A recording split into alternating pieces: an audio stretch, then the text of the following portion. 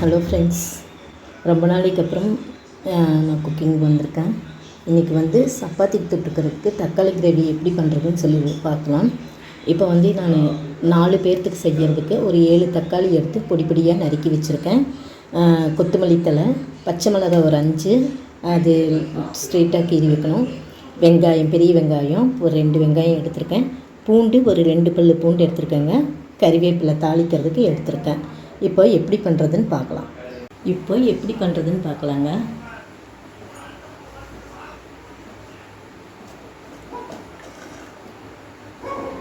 முதல்ல எண்ணெய் ஊற்றிக்கலாம்.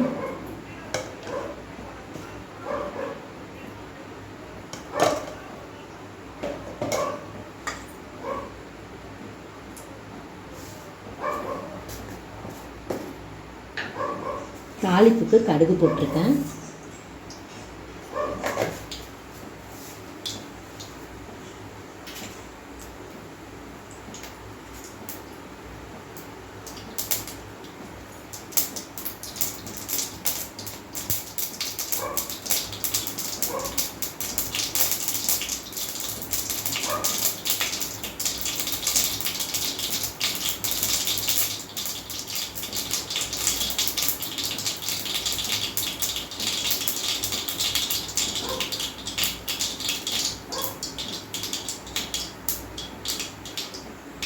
கடுகு வெடிச்சிருச்சு. கறிவேப்பிலை போட்டிருக்கேன். கறிவேப்பிலை போட்டதுக்கப்புறம் பெரிய வெங்காயம் அரிஞ்சு வச்சுருக்க பெரிய வெங்காயம் போடலாம்.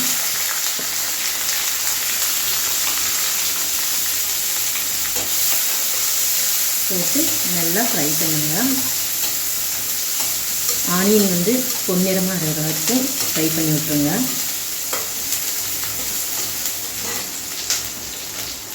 வெங்காயம் வணங்குறதுக்கு கொஞ்சம் உப்பு லைட்டாக அதில் போட்டுருங்க.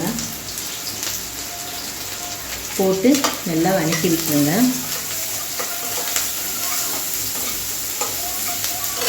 அந்த வெங்காயம் போட்டு வணக்கும் போதே இந்த 2 பல் பூண்டு இருக்கு இல்லைங்களா, இதையும் அதில் சேர்த்து போட்டுருங்க. போட்டு அதையும் நல்லா வணக்கி விட்டுருங்க.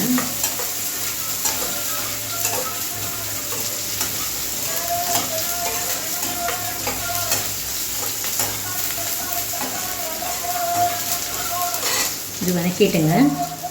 இப்போ பச்சை மிளகாய் அரிஞ்சு வச்சுருக்கோம் இல்லைங்களா, அதையும் அதில் போட்டுடலாம். போட்டு அதையும் நல்லா வணக்கி விட்டுருங்க.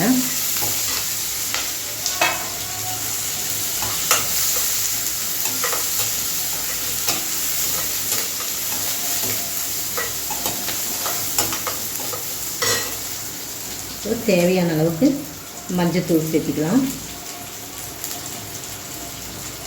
நான் 1/2 ஸ்பூன் போட்டிருக்கேன்.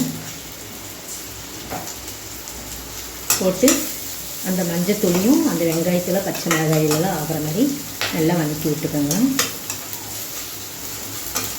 இதோடு லைட்டாக ஒரு 1/4 spoon Kashmiri chilli powder 1/4 spoon மட்டும் போட்டுக்கோங்க.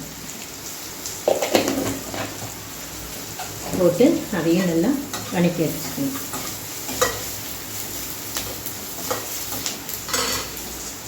இப்போ அரிஞ்சு வச்சுருக்கிற தக்காளி பழம் இருக்கும், இதை அதில் போட்டுக்கலாம்.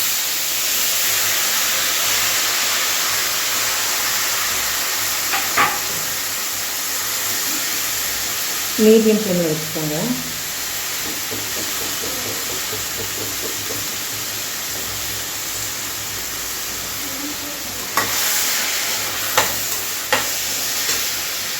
இப்போ இதுக்கு தேவையான அளவுக்கு உப்பு போட்டுக்கலாம். இப்போ இந்த தக்காளி கிரேவி நம்ம சாப்பாட்டுக்கும் போட்டுக்கலாங்க. சப்பாத்தி, தோசை எதுவாக இருந்தாலும் நம்ம போட்டுக்கலாம். 10 நிமிஷத்தில் ரெடி ஆகிடும். நீங்கள் செஞ்சு பார்த்துட்டு இது வணங்கினதுக்கப்புறம் நல்லா வணங்கினதுக்கப்புறம் நம்ம கொத்தமல்லி தழையை போட்டு இறக்கி வைக்க வேண்டியதுதான். நீங்கள் செஞ்சு பார்த்துட்டு எனக்கு கமெண்ட்ஸில் பதில் சொல்லுங்கள். என்னோடய சேனலை சப்ஸ்கிரைப் பண்ணிக்கோங்க. பக்கத்தால் இருக்கிற பெல் ஐக்கானை கிளிக் பண்ணிக்கோங்க. நன்றி. இப்போ பார்த்தீங்கன்னா தக்காளி கிரேவி ரெடி ஆகிடுச்சுங்க. பக்கத்தால் சப்பாத்திக்கு ரெடி ஆகிடுச்சு. ஓகேங்களா, 5 நிமிஷத்து வேலை தான். நீங்கள் பண்ணலாம், தாராளமாக சாப்பிடுங்க. இது பார்த்துட்டு டேஸ்ட் எப்படி இருக்குன்னு சொல்லி கமெண்ட்ஸ் பாக்ஸில் சொல்லுங்கள். எங்கள் சேனலுக்கும் சப்ஸ்கிரைப் பண்ணுங்கள், லைக் போடுங்க.